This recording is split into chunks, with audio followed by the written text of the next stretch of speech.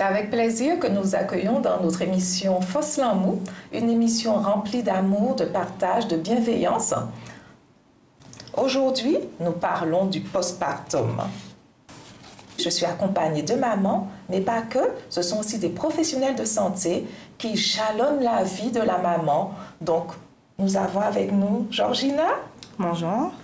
Merci de ta présence. Merci. Et on a aussi Georgia. Oui. Bienvenue à toi. Merci. Et pour m'accompagner tout au long de l'émission, j'ai avec moi Priscilla. Merci de ta présence.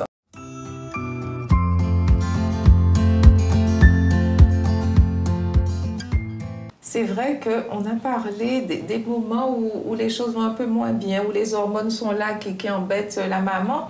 Et parfois, le papa, il ne sait pas trop comment faire. Et parfois, ça va plus loin. Ça va plus loin, on arrive même à la dépression, on l'a vu lors de notre premier échange. Et Priscilla aussi en a parlé dans son intervention. Donc, tous ces passages-là de vie de la maman, est-ce qu'on peut prévenir tout cela? Est-ce que la grossesse, comment on peut mettre des choses en place pour permettre à la maman de bien vivre et la préparer déjà? C'est vrai que, Georgina, tu as parlé de tout ce qui est parentalité, des séances durant la grossesse, mais durant ces séances, est-ce que la maman est interpellée sur toutes ces choses qui peuvent arriver? Oui, alors le but vraiment de la préparation à l'accouchement, c'est d'expliquer comment se passe l'accouchement normal, mais des complications aussi qui peuvent arriver. C'est vrai que les mamans, elles viennent, elles écoutent, mais on se dit toujours ça arrive qu'aux autres, ça ne m'arrivera pas. Même on aborde la dépression ou du fait qu'on peut aller mal après l'accouchement, mais le réflexe le plus souvent, c'est de se dire ça va pas m'arriver, moi je suis Wonder Woman de toute façon. Non, ça n'arrive pas à cause d'autres. Ce sont des sujets qui sont abordés. Voilà. Donc après, des fois on ne veut pas spécialement le faire, la préparation, mais il ne faut pas hésiter à aller la faire, la préparation. D'accord.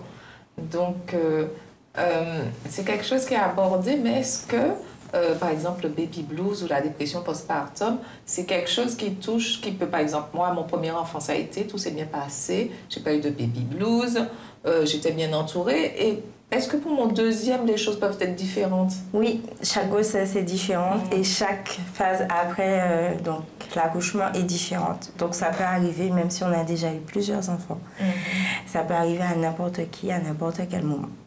Donc, faut bien... Alors, il y a des choses qu'on peut faire pour prévenir. Donc, non seulement faire les cours de préparation à l'accouchement et à la parentalité. Si on a des antécédents, si on a déjà fait des dépressions ou des phases dépressives, ou si dans la famille c'est arrivé, il ne faut pas hésiter à le signaler aux professionnels de santé pour qu'ils soient vigilants. Dans les cas où il y a déjà eu des cas de dépression, il faut revoir le psychiatre pendant la grossesse pour anticiper un peu les choses et le psychologue. Si la grossesse, alors il y a des grossesses, on tombe enceinte, c'est la joie, c'est une grossesse qui était désirée, attendue. Mais il y a d'autres fois, l'arrivée d'une grossesse peut être plutôt une source de stress et d'angoisse. Donc, soit parce qu'elle n'était pas attendue, soit parce qu'il y a eu déjà des fausses couches, des choses comme ça. Il ne faut pas hésiter à en parler, en fait, à en discuter, même à aller voir un psychologue si c'est nécessaire pour en discuter. Elle disait que les étapes de la grossesse sont nécessaires. Les 9 mois, c'est vrai, ça permet d'évoluer de ce point de vue-là. Mais des fois, juste les mois qui passent ne sont pas suffisants. Donc, il ne faut pas hésiter à consulter. Et y compris s'il y a des difficultés à bien vivre la grossesse. Donc, dans le cas de grossesse compliquée, il ne faut pas hésiter à consulter, en plus des professionnels de santé, un psychologue si c'est nécessaire.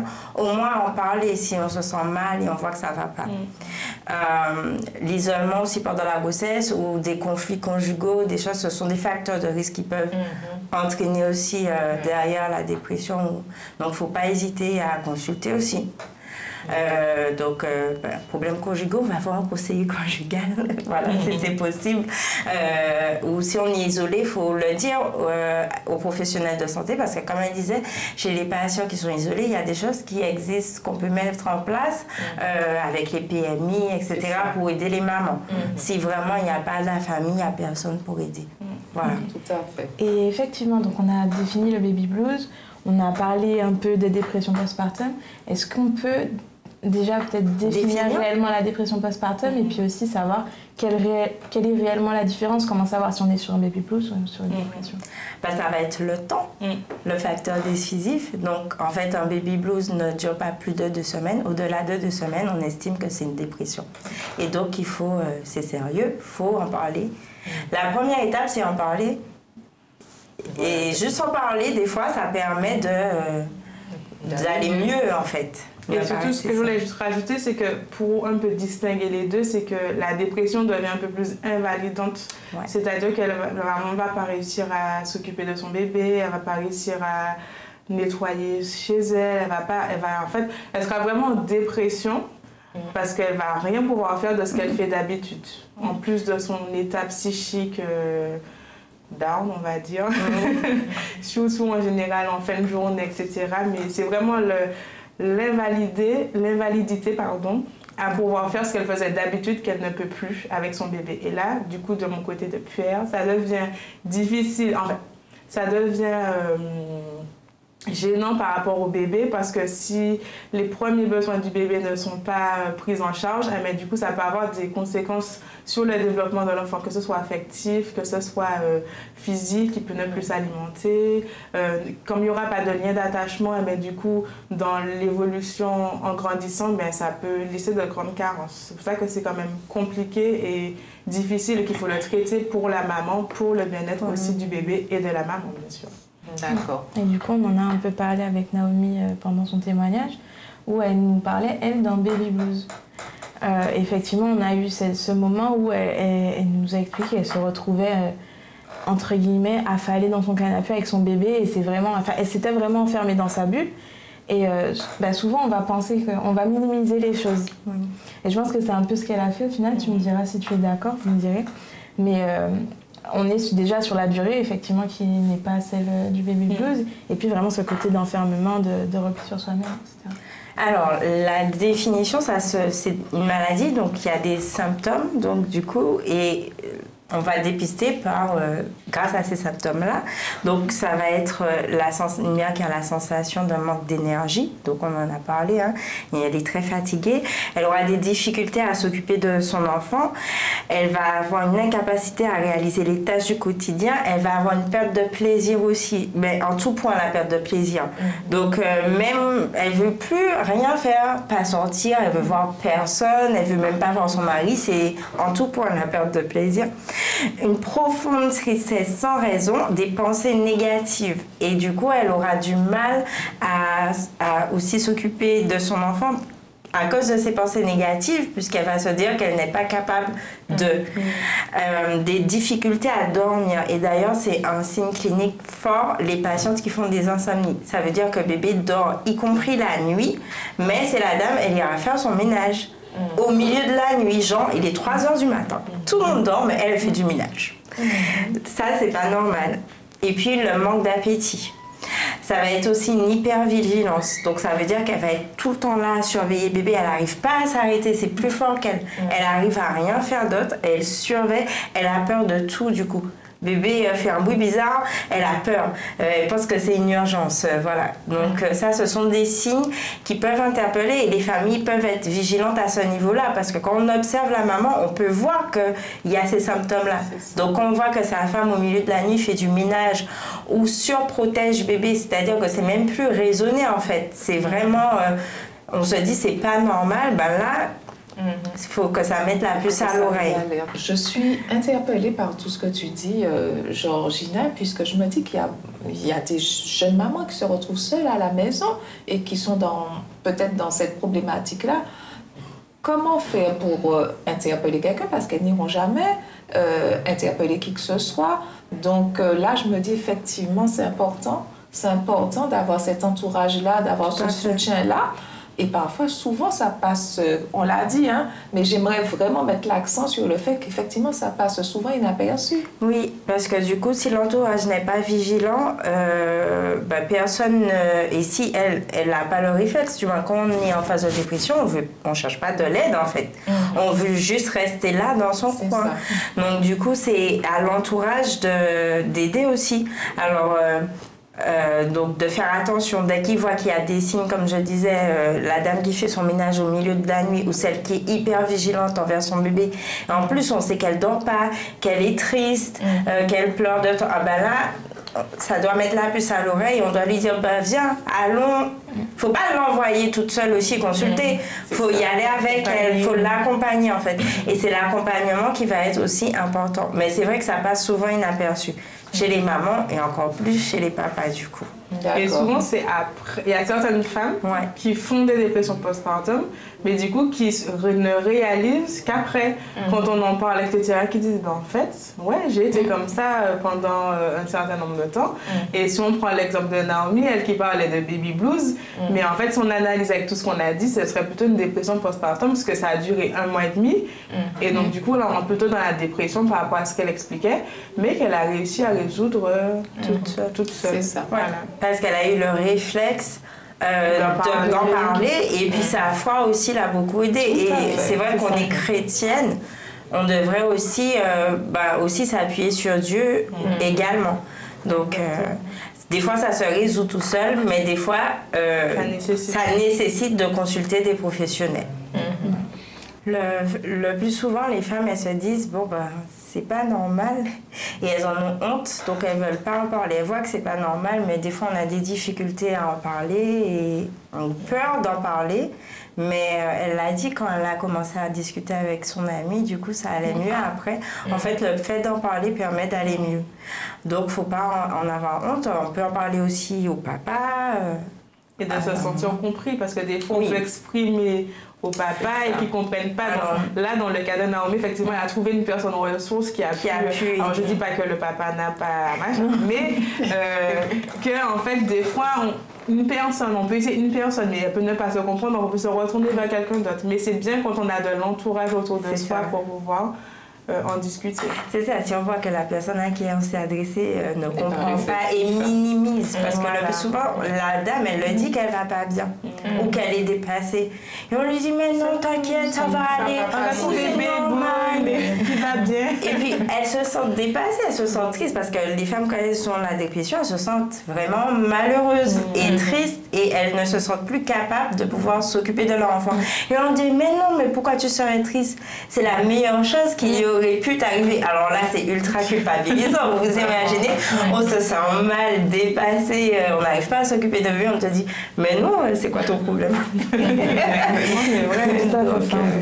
Faut pas hésiter à changer. Si l'interlocuteur, la personne en face n'est pas réceptive, à changer d'interlocuteur et à en parler à sa sage-femme. Alors, à quel moment, des fois, on fait la rééducation du périnée, et du coup, on voit la sage-femme plusieurs fois dans la semaine, ou plus régulièrement dans le mois, on lui passe un petit mot. Comment ça va? Quand elle demande comment ça va, ça va pas trop bien. Voilà. Et là, ça enclenche la discussion. Oser dire ça. On dit machinalement, oui, ça va. On en parlait après avec Naomi, effectivement, qu'on lui demande si ça va, oui. Mais c'est vrai qu'il faut savoir, non, ça va pas. Et on a le droit de dire ça. Et vous avez le droit, la sage-femme, elle comprend. Elle sait que de toute façon... Alors des fois, on creuse, on insiste, mais des fois, on peut... Si la patiente... Il y a des patientes, elles viennent, elles sont fraîches, bien maquillées, elles sont bien, elles ont l'air de bien s'occuper de leur bébé. Et puis quand elles rentrent à la maison, c'est la catastrophe en fait. Donc ça va pas, faut pas hésiter à dire au médecin, même au généraliste ou au pédiatre. Quand le bébé a des visites pédiatres tous les mois, aux professionnels de santé, non, ça va pas, je ne vais pas bien. Et c'est là que je trouve intéressant la prévention, c'est-à-dire que de mettre déjà dans l'idée de maman, il y a ce qui existe, le baby blues, la dépression, etc. Même si elle entend des fois d'un côté, comme tu disais, parce que pour elle, ça ne va jamais leur arriver. Mais comme en prévention, on en a déjà parlé, donc si ça jamais ça arrive, en fait, je pense qu'elles auront peut-être plus moyen de pouvoir s'exprimer à ce sujet et moins se culpabiliser, de me dire, moi, j'ai pas réussi à gérer, d'autres ont réussi à gérer, mais comme on en parle déjà, donc du coup, et je trouve que c'est bien parce qu'en mon temps, on va dire, moi, j'avais pas entendu parler de baby blues, oui, mais dépression postpartum, non. Et donc du coup, maintenant qu'on les rajouté, je trouve que c'est vraiment la première barrière, c'est la prévention primaire d'ailleurs. Tout à fait.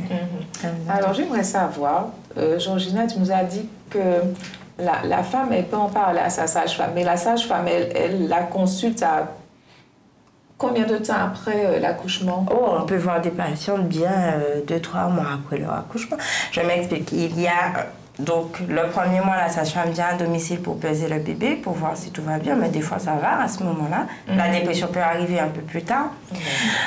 Il y a la visite postnatale à 1 mois et demi, 2 mois. Donc, où on fait le point sur l'examen clinique pour voir si tout va bien. Comme je l'ai dit tout à l'heure, il y a l'entretien qu'on a rajouté. Donc, il se fait aussi bien 1 mois dans les 2-3 mois qui suivent l'accouchement. Donc, c'est un rendez-vous qu'on prend avec la patiente. Et puis, les patientes ont ce qu'on appelle la rééducation du périnée. Elles sont censées la faire, en tout cas. Et donc, quand elles la font, en temps et en heure, du coup, on peut voir la patiente. Ça dépend à quelle vitesse elle va, comment elle est disponible pour ces rendez-vous. Mais moi, ça m'arrive de voir des patientes pendant 3-4 mois après leur accouchement. Assez régulièrement, du coup. D'accord. Pourquoi cette question? Parce que je me dis, oui, effectivement, si je suis en baby blues, après la dépression vient, mais la sage-femme, je ne la vois pas tout de suite. Quand j'emmène mon bébé chez le pédiatre, mais écoute, je suis plus sur mon bébé, je ne suis pas sur moi, quoi. Donc, effectivement, j'ai tendance à rester là dans mon coin. Et puis, il y a la famille, tout le monde autour qui veut voir mon bébé. Moi, je trouve que mon bébé, il est encore trop petit. Je ne veux pas qu'il sorte. Donc, je reste enfermée chez moi. Donc, tout ça, ça ne m'aide pas à aller bien. Et le papa, il a repris le travail. C'est ça, il a repris le travail. Donc, comment je fais pour m'en sortir? Faut pas hésiter à... On en parle des rendez-vous, des fois, faut pas hésiter à aller prendre les différents rendez-vous. Alors, il y a des sages-femmes qui vont proposer en systématique, d'autres non, mais il faut savoir qu'ils existent et ne pas hésiter à les prendre, du coup, les différents rendez-vous médicaux. Voilà. Donc, et puis, si on se sent mal, il ne faut pas se dire non, je vais faire plus tard. Non, allez-y quand même, ça ne coûte rien. Et là, vous aurez l'occasion de parler avec le professionnel de santé. Parce que des fois, on se dit, pourquoi je vais rééduquer mon périnée alors que ça ne va pas. Mais ça fait partie du mécanisme. Dans la dépression, on veut plus s'occuper de soi, alors que juste s'occuper de soi, manger 3 repas par jour, prendre soin de son propre corps aide à aller mieux en fait. Donc y compris aller à ses rendez-vous médicaux. Parce qu'on va au rendez-vous de bébé, mais on ne fait plus nos rendez-vous à nous. C'est ça, c'est ça. Donc y compris les rendez-vous. Donc parce qu'il y a beaucoup de choses qui viennent perturber la maman. On a vu, il y a l'allaitement parfois qui est difficile, compliqué. Et puis il y a les nuits aussi, parce que maman elle ne dort pas la nuit. Ça dépend. Alors, petites astuces. Anticiper l'arrivée de bébé. J'anticipe comment? Je prépare des petits plats, je fais les courses avant l'accouchement. On dit tout le temps et on ne cesse de le dire, mais les femmes ne le font pas. Il faut dormir en même temps que bébé. Et ce n'est pas pour rien. Mais dormir à 10h du matin, même si je n'ai pas dormi, même si je n'ai pas fait la nuit, mais il faut revoir ses priorités. On veut être une bonne maman, une bonne femme, une bonne ménagère, une bonne professionnelle donc, par rapport au travail. Mais là, la priorité, c'est moi et mon bébé en fait. Et si je ne vais pas bien, mon bébé n'ira pas bien. Donc, il faut prioriser. Et la priorité, c'est me reposer. La vaisselle, elle ne va pas courir. Et on peut la faire un peu plus tard. Donc, je fais ma sieste. Et puis, quand je vais mieux, je vais faire la vaisselle. D'ailleurs, je la ferai plus vite et je nettoierai plus vite ma maison parce que je suis reposée. Alors que quand on est au ralenti avec la dépression, on ne fait pas grand-chose en réalité. Effectivement, dans certaines cultures, on va parler du mois d'or, alors qu'on ne pratique quasiment pas ici, pour ne pas dire pas du tout, où en fait, ça va être le premier mois de vie après la naissance, où on va vraiment être présent pour la maman. La maman va se consacrer uniquement à son bébé et tout ce qui va être ménage, etc., elle va être entourée par sa famille. Le plus souvent, c'est maman, tante, etc. Et elles vont vraiment prendre en charge tout ça. Parce que souvent, surtout ici, quand on vient visiter les jeunes parents, on va vouloir s'occuper du bébé. Mais c'est pas ce qui est important à ce moment-là. Là, c'est le moment où les parents, au contraire, doivent créer leur lien avec leur bébé et passer du temps avec, apprendre à connaître, etc. Et les visites, ça devrait se faire pour aider sur tout ce qui va être au niveau de la maison et pas au niveau du bébé. Ce que tu dis, c'est tellement vrai parce que moi, j'ai eu ma fille, j'étais en France. Donc, du coup, ma maman, ma mamie, tout le monde était venu en France. Donc, ils étaient chez moi pendant 1 mois pour ma mère, après mon accouchement, et 2 mois pour ma mamie parce qu'elle a voulu rester. Et franchement, j'ai super bien vécu parce que mon repas était fait, ma maison était nickel, ils avaient même acheté un aspirateur, je me rappelle, franchement, c'était moi, mon bébé, super. Franchement, ma première grossesse, c'était bien. Les premiers mois, c'était pas trop difficile. Bon, j'allaitais, donc c'était un petit peu compliqué, l'allaitement, comme toujours, mais... voilà, ça allait. J'ai bien vécu les premiers mois et du coup, je suis rentrée en Martinique. J'ai eu mon deuxième en Martinique, donc du coup, chez moi avec mon mari et ma petite fille. Et là, franchement, totale différence. Donc, effectivement, ils venaient me voir ponctuellement, mais du coup, je me dis, mais effectivement, je m'obligeais à dormir quand ils dormaient à 9-10 heures parce que sinon, je ne tenais pas. Je me disais, mais c'est pas possible. Et surtout que, bon, j'ai mon deuxième, c'est un garçon, il y avait des coliques rajoutées à tout ça. Non, sincèrement, personnellement, quand je fais de la prévention sur le bébé secoué qui peut venir dans la dépression, etc., même le baby blues, quand on explique aux mamans que si vous êtes dépassé, vous sentez que c'est trop, au lieu de secouer bébé parce que ça fait des... c'est pas méchant, c'est juste qu'on est énervé, donc du coup on a ce geste-là, sauf que la tête de bébé n'étant pas encore totalement formée, donc ça... bouge le cerveau qui peut créer du liquide, etc. J'ai senti cette sensation et je suis infirmière puéricultrice, je connais la prévention et tout. J'ai senti cette sensation que j'allais le secouer pour qu'il puisse se taire. Donc du coup, on l'a posé dans le lit, laissé là. Il peut pleurer 2 heures, ça va pas le tuer. Par contre, si je le secoue, ça va le tuer.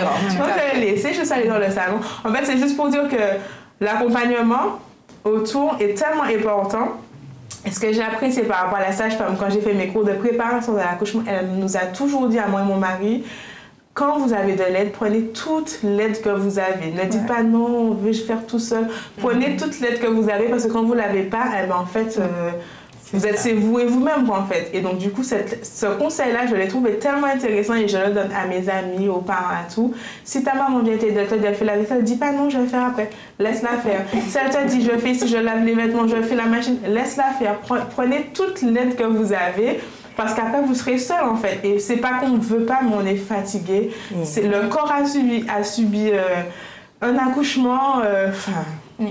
Et pour les mamans maniaques ou pas se dire ils feront pas comme moi, franchement c'est pas grave. C'est pas grave. Si pendant 1 mois ou 2 mois la vaisselle n'est pas aussi parfaite ou c'est pas nettoyé exactement comme vous voulez, ce ne sont que 2 petits mois dans toute une vie. Par contre, faire une dépression, ça peut être plus marrant que dans la vie que d'avoir la vaisselle pas bien faite. Donc prenez l'aide. Franchement, le conseil de cette sage-femme-là, même à moi, on l'a dit tout le temps. Prenez l'aide que vous avez, ne dites jamais non. On prend tout ce qu'on peut pour nous aider et ça soulage vraiment. Tout à fait. Donc, Georgia, tu as parlé du bébé secoué. Est-ce que tu peux nous en dire un peu plus? Alors, en fait, le syndrome du bébé secoué, c'est que quand on explique aux mamans, quand des fois vous êtes fatigué, vous avez accouché, vous êtes sorti de la maternité, bébé ne fait pas ses nuits, vous ne dormez pas, en fait, l'accumulation de tout en fait qui existe autour de la grossesse, eh bien, des fois on peut arriver à bout. Et ça peut être, c'est normal en fait des fois d'arriver à bout, surtout si on a déjà d'autres enfants, etc. ou pas. On n'est pas forcément prête à être maman, ou même si on est prête, on est fatigué. Et donc du coup à certains moments, eh bien, on peut arriver au summum de nos capacités et en fait avoir la sensation que l'enfant se taise. En fait, c'est un geste qui se fait. Franchement, je travaille en réanimation néonatale. On a déjà reçu des bébés secoués. En fait, c'est des enfants que tu secoues parce que tu veux qu'ils se taisent, ne serait-ce que 2 secondes en fait. Mais le fait que la tête de l'enfant et la boîte crânienne, en fait, il y a un espace, ce n'est pas encore totalement consolidé. Et donc, du coup, le fait de secouer, ça crée des hémorragies au niveau du cerveau. Et ce qui fait que ça a des séquelles vraiment du décès aux séquelles handicap, etc.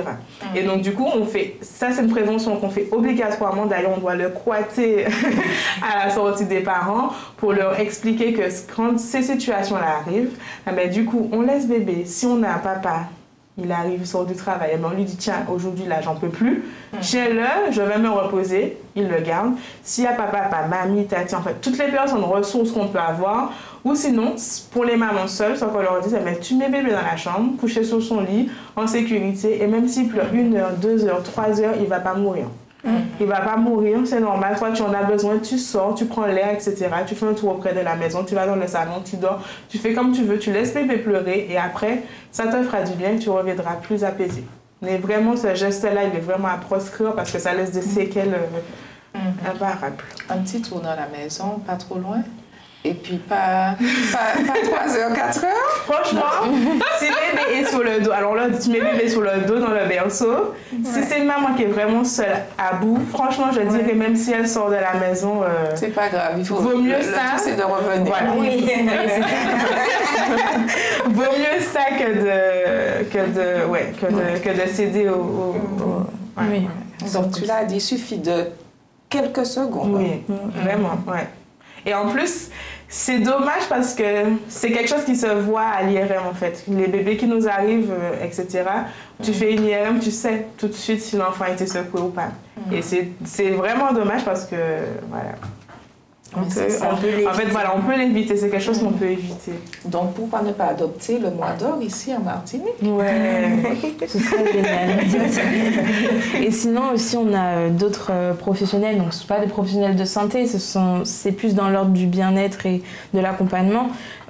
C'est très développé en France aussi, pas encore ici, mais qui vont venir vraiment accompagner la maman pendant son postpartum, qui vont soit venir en aide justement des aides ménagères, etc.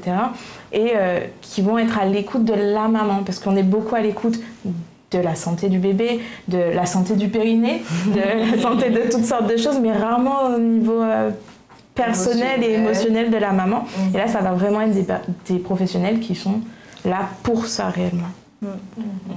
Eh ben, c'est bon, on se rend compte que c'est du bonheur de concevoir, mais il faut mettre aussi les barrières autour, la prévention, tu en as beaucoup parlé, hein, Georgia.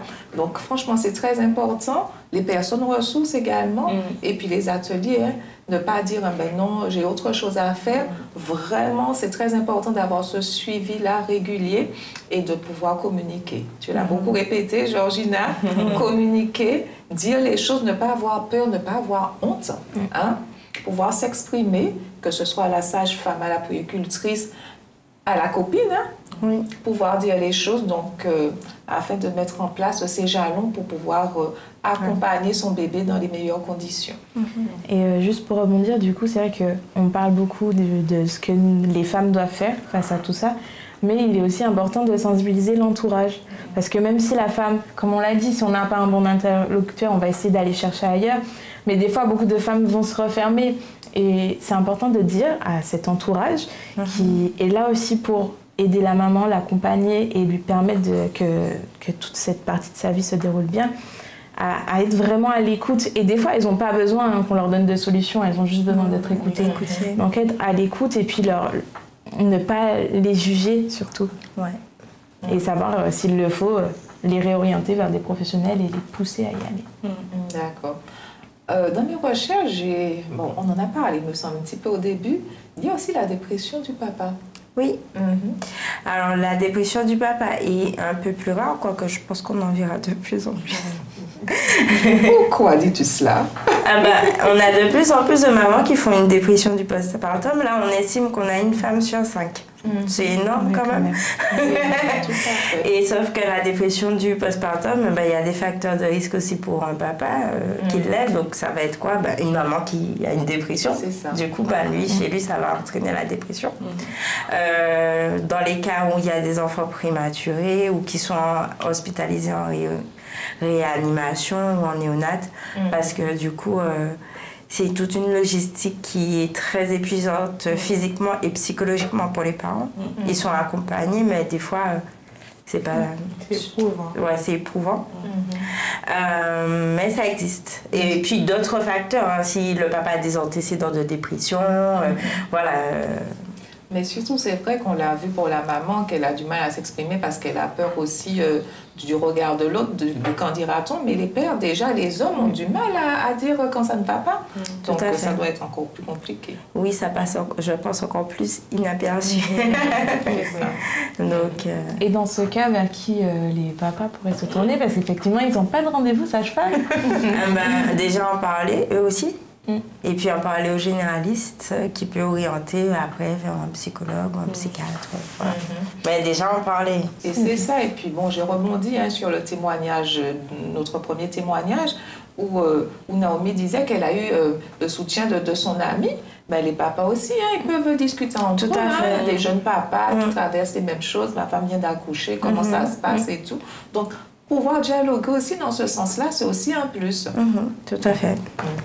Donc, important. Mais c'est vrai que je trouve partager son expérience avec des amis, un cercle d'amis, etc., ça fait toujours du bien de, pas des fois ne pas se sentir seul, se sentir écouté, sentir quand même que ce qu'on dit, ça a un peu de la valeur, de se sentir, ouais, on a vécu ça, mais en fait, échanger, ça fait toujours du bien. Ça soulage, ça fait du bien, ça permet de mettre des mots sur des émotions, se re-questionner sur des choses qu'on a fait, des situations, et ça permet aussi d'avancer.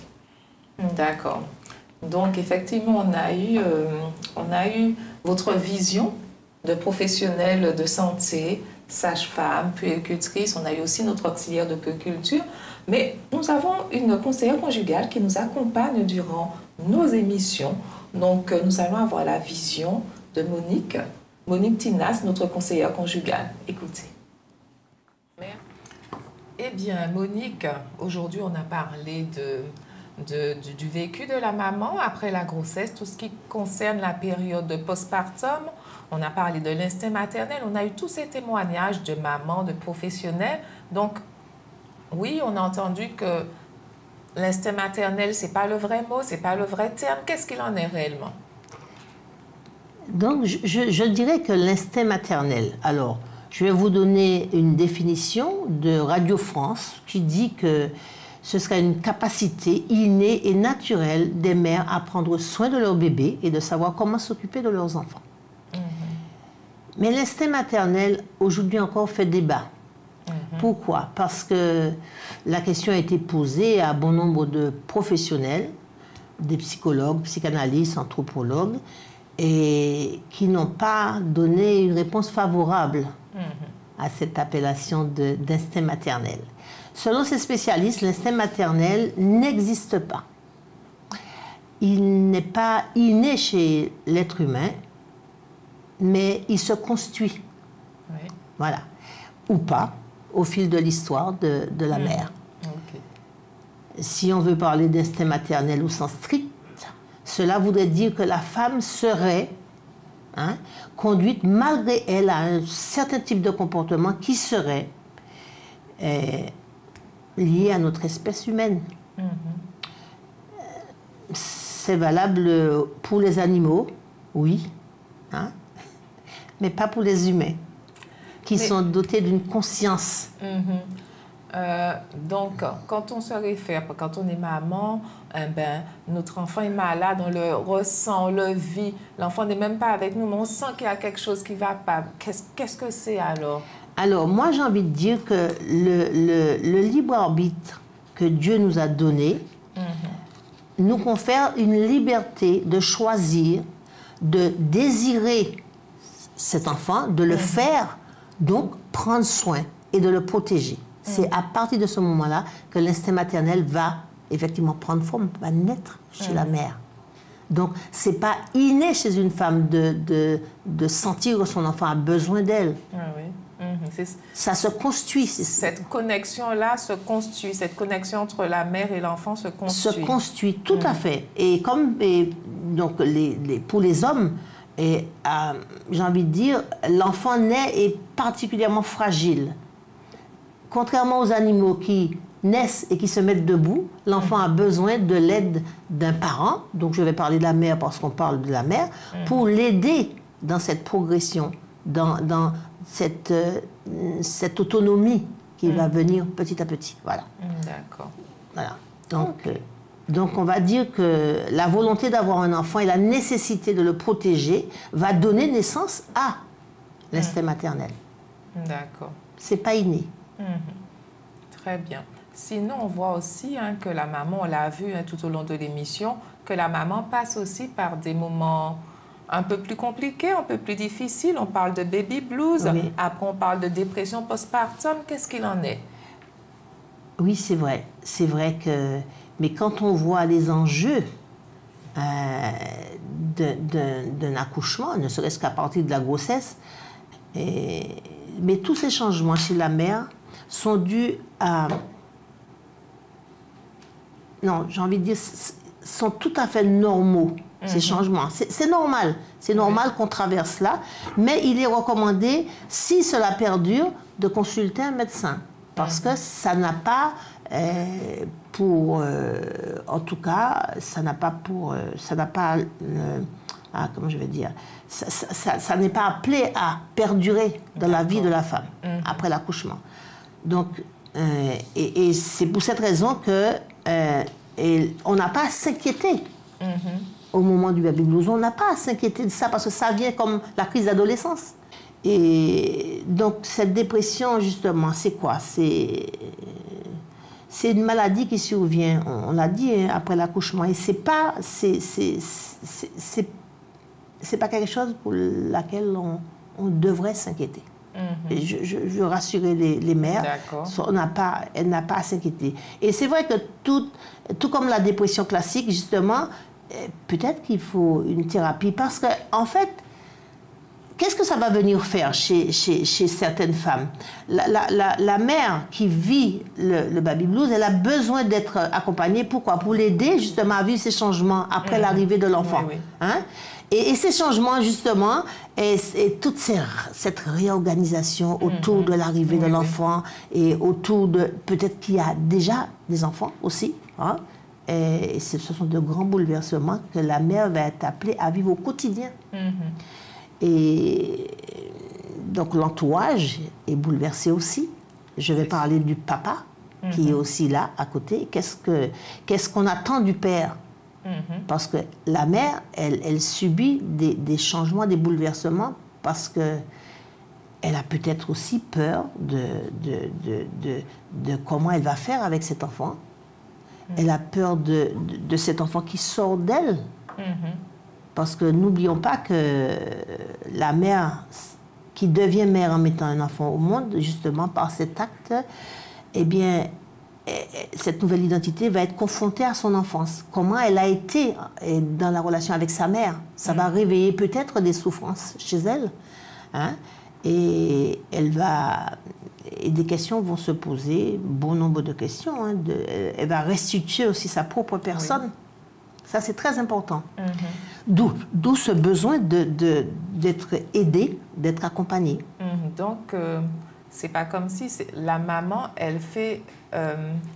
c'est-à-dire qu'elle revient en arrière dans sa vie, dans son vécu. Et effectivement, c'est ce qui va avec tout ce chamboulement hormonal et tout le reste qui va enrayer cette prédisposition à la dépression. Ça ne va pas enrayer. C'est ce que tu dis. Ça ne va pas enrayer. C'est que ça va réveiller. D'accord. Ça va réveiller. Et parce que il faut aussi comprendre qu'un enfant qui arrive, si c'est le premier enfant, c'est quelque chose de nouveau. Hein? On ne sait pas comment ça se fait. Déjà, on a porté la grossesse pendant 9 fois. Tout dépend si on l'a bien porté ou pas. On l'a bien vécu. Et cet enfant arrive. Alors, je ne sais pas. Parfois, il y a des mères qui sont seules pour l'arrivée de cet enfant. Il y en a qui ont un mari. Et comme je l'ai déjà entendu maintes et maintes fois, il y a des pères qui sont là, mais qui sont des géniteurs, mais qui ne sont pas des pères présents, qui ne participent pas, qui ne sont pas engagés hein, dans l'arrivée de cet enfant. Donc les mères, elles peuvent se sentir mais vraiment seules et abandonnées dans cette aventure. Donc pour conclure, qu'est-ce qu'on pourrait dire à ces mamans hein, pour les rassurer? Qu'est-ce qu'elles pourraient mettre en place peut-être avant pour pouvoir avoir cet entourage bienveillant autour d'elles? Alors, quand on pense à ce qui se joue chez la mère, hein, à sa place, sa fonction, qui découle de ce fait biologique, hein, puisqu'elle n'a pas de prise sur cela. C'est normal, comme la crise d'adolescence. Donc, et ce qui est lié à tout cela, eh bien oui, le rôle de la mère revêt une importance fondamentale au cours des premières années de l'enfant, des premiers instants de l'enfant. Donc, cette mère, justement, elle a un rôle particulier parce que l'enfant a besoin d'elle. Si elle n'est pas présente dans son rôle et dans sa fonction de mère, eh bien, elle plonge l'enfant dans une angoisse terrible. Et d'où ce besoin du père à côté d'elle. Ce père qui va prendre, parce que quand l'enfant arrive, le père va prendre un peu le relais, parce qu'elle a porté 9 fois cet enfant, et le père est là pour prendre un peu le relais, pour aider l'enfant à se tenir debout comme l'animal qui tient tout seul, mais le bébé ne peut pas. Donc le père doit être là, et c'est pour cette raison que la mère, tout ce qui repose sur ses épaules vont lui demander un soutien. Vont lui demander un soutien, et elle ne peut pas. Et donc c'est vrai que cette protection dont l'enfant a besoin est de la part de la mère, et le souci de qui choisit bien ce rôle d'être mère. C'est pour cette raison qu'on ne peut pas parler d'instinct. La mère choisit d'être présente et de protéger son enfant. Ce rôle, c'est vrai que c'est difficile pour la mère. Je le répète, j'ai eu l'occasion maintes et maintes fois de le dire, c'est difficile parce que la mère, n'oublions pas que c'est avant tout une femme. Elle tombe à pieds joints dans un rôle de mère, mais avant tout, elle est femme. Alors, comment elle a vécu dans sa place de femme? Est-ce que cette place de femme, elle l'occupe entièrement et sereinement? Tout dépendra. Et toutes ces précisions, justement, n'ont pour objectif que de comprendre ce qui se joue ou peut se jouer après un accouchement pour bon nombre de femmes. Donc, si j'ai bien compris, déjà, avoir cette assise en tant que femme, c'est un plus pour pouvoir bien vivre ce rôle de mère, pour se retrouver dans sa place de mère, mais aussi avoir ce soutien du papa. Mais quand il n'y a pas de papa, on peut aussi avoir le soutien de la famille, de l'entourage, pour pouvoir passer cet épisode de vie de façon plus sereine. Tout à fait. Et moi, je pense que, bon, c'est vrai que parfois, on planifie un enfant. On pense faire un enfant. On pense avoir un enfant. Parfois, l'enfant peut arriver aussi. Et certaines femmes sont seules devant l'arrivée de cet enfant. Donc, je pense qu'aujourd'hui, bon nombre de femmes savent qu'il y a le planning familial, il y a parfois la famille, il y a parfois peut-être l'église, qu'il y a un département qui va prendre en charge. Et parce que ça peut arriver dans nos communautés qu'il y ait des jeunes filles qui se retrouvent enceintes. Ce n'est pas le moment de les rejeter, c'est de les prendre en charge, de les aider. Parce que parfois, il peut ne pas avoir de père. Tout à fait. La femme a besoin de père parce que c'est une période angoissante. La grossesse peut se vivre aussi de cette façon, mais à l'accouchement, c'est encore plus angoissant. Donc, n'oublions pas que mettre un enfant au monde ne fait pas de nous une mère à temps plein, parce qu'on est aussi femme et qu'on a besoin de garder cette place de femme pour qu'à long terme, on ne puisse pas se retrouver vraiment seul. Si on est en couple, se retrouver comme, effectivement, beaucoup le savent, le nid vide quand les enfants s'en vont, on a besoin de se retrouver avec le conjoint avec qui on partage sa vie. Tout à fait. Donc, Monique, je pense qu'on a fait le tour. Je pense. Moi, je voudrais insister sur le fait que mettre un enfant au monde demande de l'assistance, de l'aide d'un conjoint, d'un parent. Enfin, je ne sais pas. En tout cas, on a besoin d'aide parce que ce sont de grands bouleversements. C'est une grande réorganisation au niveau de la vie de cette femme. Sachez que le postpartum, la dépression, tout cela, le baby blues, tout ça, c'est normal. Seulement, il faut se faire accompagner si ça perdure. D'accord. Donc, merci Monique pour ce moment d'échange. Merci pour ce partage. Donc, j'espère et j'en suis sûre que les mamans, que l'entourage, que les papas aussi ont entendu tout ce qui a été dit et qu'ils sauront être un soutien pour les mamans, pour les jeunes mamans également, afin de les aider à passer cet épisode de vie qui parfois peut être un peu plus compliqué. Merci à Monique pour cet échange. Mais qu'est-ce que vous pouvez dire de ce baby blues? Est-ce que c'est quelque chose réellement qui touche toutes les mamans? Toutes les mamans passent par ce baby blues. Qu'est-ce qu'il en est réellement? Ben, moi, je pense que ça n'atteint pas forcément toutes les mamans. Parce que personnellement, je n'ai pas vécu de baby blues à proprement parler. J'ai eu la sensation d'avoir quand même été bien entourée dans les premiers jours. J'ai pas eu cette sensation de... Comment dire ça? De tristesse, d'anxiété. Alors oui, il y a toujours les petites questions qui se posent. Mais en tout cas, j'ai pas eu la sensation d'avoir... C'est normal, tu as eu 2 mois d'or. C'est vrai. Mais en tout cas, dans les premiers jours à la maternité, j'ai pas eu la sensation d'avoir ce baby blues à proprement parler. Après, peut-être un petit moment où tu te sens pas bien, mais je sais pas, je l'aurais pas qualifié de baby blues. Mais comme tu disais... Alors, le baby blues, ça peut durer quelques heures à quelques jours. Donc, des fois, par exemple, moi, j'ai le souvenir, je pensais que j'avais pas fait de baby blues, et à y réfléchir, j'ai le souvenir d'avoir pleuré tout un après-midi. C'était dans la semaine, ça c'est pas produit à la maternité, c'est quand je suis rentrée chez moi, dans la semaine qui a suivi mon retour à la maison. Ça a duré juste un après-midi, j'arrivais vraiment pas à m'arrêter. Ça a duré un après-midi, et après, ça a été...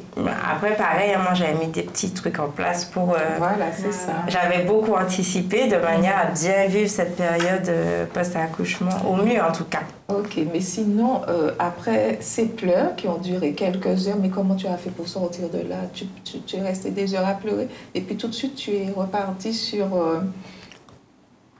Non, je crois que de toute façon c'était le soir, donc j'ai dormi du mieux que je pouvais. Et puis je sais que le lendemain, je pleurais plus. J'ai dormi et puis... Ça a été. Voilà. Et peut-être que c'est ça aussi, peut-être que la fatigue aussi a une part. Hein, alors moi c'était clairement de la fatigue. Et je me souviens, mais les parents avaient dit un truc, rien de méchant, c'était une discussion tout à fait banale. Et en fait, je suis partie et je me suis mise à pleurer. Mais la discussion la plus banale qui soit, on peut pas s'imaginer. Mon mari est arrivé, qu'est-ce qui se passe? Il ne comprenait pas trop. Elle dit, mais non, t'inquiète. C'est inexplicable. Oui, voilà. Et puis après, ça a été mieux. Ah, mais c'est bien parce que, effectivement, l'entourage, je n'y comprends rien. J'ai un ami qui arrive, mais le pauvre, on se dit, mais qu'est-ce qui s'est passé? Qu'est-ce qui arrive à ma femme? Elle était bien tout à l'heure là, et puis là, elle pleure. Et elle s'arrête pas. Mais après, je pense qu'on est aussi plus susceptible. Après, je pense que c'est parce que c'est dû aux hormones et tout, mais je pense qu'on est quand même un peu plus susceptible après l'accouchement. Parce que je me rappelle une fois, ma grand-mère, enfin, moi, j'étais jeune et tout machin, je me dis, bon, j'ai accouché, là c'est bon. J'avais accouché à 15 jours et je me dis, je vais faire un shampoing. Mais j'en avais envie. Je me suis dit, je vais faire mon shampoing, organiser, ma fille dort et tout. Et là, ma grand-mère qui me dit, ah non, fais pas de shampoing parce qu'il faut attendre 40 jours après l'accouchement. Et moi, je la regarde, je lui dis, mais j'ai jamais entendu ça. Aucune sage-femme ne m'a jamais dit ça. Mais enfin, non. Et donc, du coup, je me sentis triste. Je me suis dit, mais... En fait, je veux pas désobéir à ma mamie, mais je me dis, mais moi je vais faire mon shampoing et du coup, j'ai une petite montée de larmes. Je me suis dit, mais en fait, je me sentis frustrée et triste, alors qu'en général, j'aurais dit, bon ben mamie, voilà. Mais bon, on est sensible, l'accouchement, la grossesse, tout ça, c'est une épreuve. Hein. C'est beau, c'est magnifique, mais c'est une épreuve. Hein. Mais par contre, j'aimerais rebondir sur les 40 jours, parce qu'effectivement, tout au long de l'émission, je pensais que vous alliez nous parler en tant que sage-femme de ces 40 jours, parce que oui, je suis une vieille maman, mais j'ai toujours entendu parler, il faut attendre les 40 jours, il ne faut pas faire de shampoing, il ne faut pas faire ci, il ne faut pas faire ça. Donc, qu'est-ce qu'il en est? Voilà, qu'est-ce qu'il en est? Je peux faire mon shampoing 15 jours après mon accouchement? Alors, je n'ai pas d'explication. Alors, il faut dire que tout ce qui concerne la grossesse et l'accouchement sont reliés aussi à beaucoup mythes et beaucoup de... Voilà, il y a tout l'aspect culturel, etc. qui gère autour. Je n'ai pas d'explication scientifique aux 40 jours sans shampoing. Je ne sais toujours pas pourquoi les femmes ne peuvent pas se laver les cheveux. Du coup, vous faites... Soit vous écoutez grand-mère, vous lavez, mais il n'y a pas d'impact... Je dirais, pas à ma connaissance, il n'y a pas d'impact physique. Vous n'avez pas fait une hémorragie, en tout cas, parce que vous vous êtes lavé les cheveux. Peut-être que les grand-mères se disent qu'on est un peu plus fragile. Oui, c'est ça. Oui, tout à fait. On est plus fatigué, on a vécu des choses avec beaucoup d'émotions. Donc, c'est vrai qu'en général, nous, on y se laver les cheveux, ça ne dure pas 10 minutes. C'est ça. Donc, c'est vrai que ça demande une sacrée organisation. Exactement. Oui, c'est vrai, on peut attraper froid ou autre, mais bon, je sais pas l'explication des 40 jours sans se laver les cheveux. Je suis toujours à la recherche. Toi, tu sais, Marthe? Pas du tout.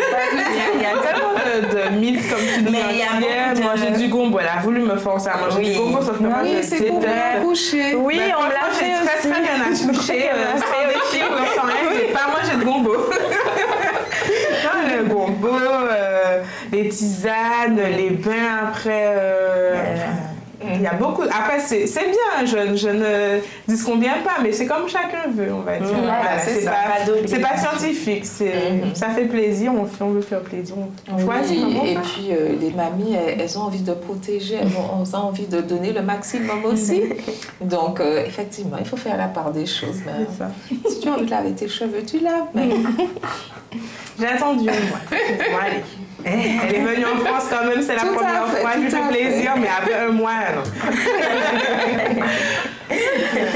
Donc, eh bien, on a passé un excellent moment. Je ne sais pas ce que tu en penses, Priscilla. Oui, un moment très agréable entre mamans, avec des expériences, des faits professionnels.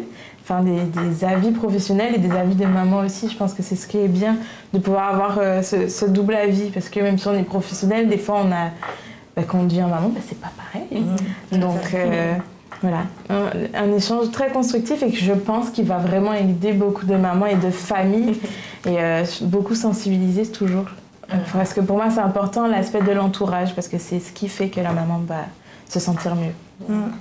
Alors, il me semble que tu as emmené certaines choses, des ouvrages à nous présenter.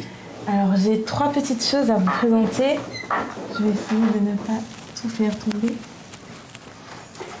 Merci. Alors, je pourrais vous présenter plusieurs livres qui vont traiter du postpartum dans son ensemble, mais là, j'en ai un en particulier qui a été écrit par 3 jeunes femmes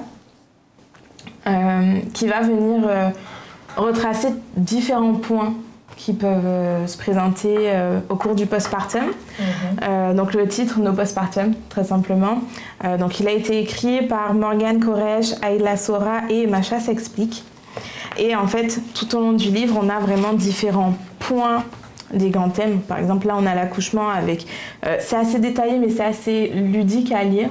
Et on va retrouver ce qu'on appelle des QR codes qui vont venir approfondir chaque point, ce qui est très intéressant, je trouve.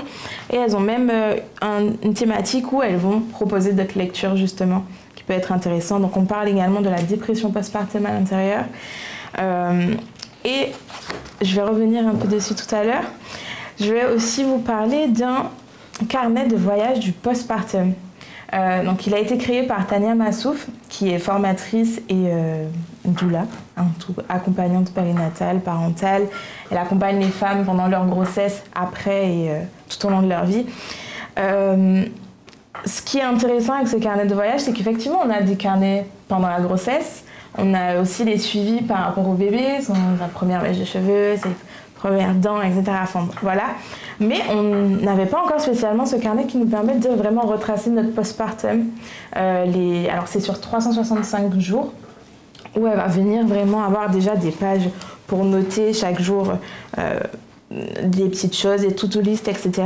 Mais ce qui va être hyper intéressant, c'est que chaque jour ou chaque période, il va y avoir aussi un texte qui va venir un peu nous expliquer ce qui est en train de se passer. Parce que des fois, il se passe un truc et on est vraiment, comme on l'a dit un peu tout à l'heure, on se demande mais qu'est-ce qui se passe, qu'est-ce qui m'arrive ? Et là, on va venir se retrouver dans toutes ces petites pages-là. Ce qui peut être vraiment intéressant de l'avoir au moment T, à l'instant T où on en a besoin. Donc voilà. Et dans la même continuité, toujours par Tania Massouf, c'est un jeu de 7 familles que je trouve très intéressant parce que il va venir permettre, encore une fois, à l'entourage aussi de comprendre un peu mieux ce qui va se passer pendant ce postpartum. Donc on a les règles et les cartes se présentent comme ceci. Donc il y a 7 familles et il se joue vraiment comme un jeu de 7 familles. Donc c'est un jeu qu'on va faire en famille ou autre. Ça peut être avant l'accouchement, avant même d'avoir ce désir d'enfant ou après. Mais ça va permettre d'aborder tous les sujets qui peuvent être importants. Du coup, on a les 7 thématiques, donc en t'attendant, donc ça va retracer la partie de la grossesse. Ensuite, le séjour sur le lieu de naissance, donc à la maternité, préparer le retour à la maison, le fameux mois d'or dont on a parlé, l'ambivalence, ce fait d'être un jour je suis heureuse, la seconde d'après je suis triste, je pleure, ensuite j'ai un fou rire. Enfin voilà, c'est normal, on le vit toutes et c'est hormonal aussi. Donc on va venir en parler dans ce jeu, le retour à la vie active et en général le postpartum. Donc c'est des points et chacun, par exemple là on va prendre le mois d'or, demander de l'aide. Ce dont on a parlé tout à l'heure aussi, pourquoi, comment et quand demander de l'aide. Et là, on va avoir une réponse. Donc, cela peut s'avérer difficile de demander de l'aide et je peux le comprendre. Néanmoins, si vous ne le faites pas, cela peut être le début de l'épuisement maternel parental. Comment?